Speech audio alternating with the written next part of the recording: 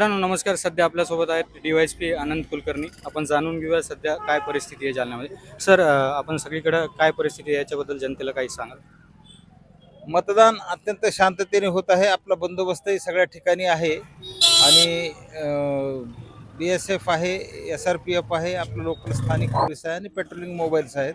सातत्याने आम्ही फील्डवर आहोत. कुठेही काही गोंधळ नाही आहे. परंतु मतदानांचा अत्यंत मोठ्या प्रमाणावर उत्साह आहे. खूप उत्साहात मतदान सुरू आहे, परंतु शांततेत सुरू आहे. बंदोबस्त व्यवस्थित आहे. सगळे कॉल आम्ही काय आले तर ते अटेंड करत आहोत.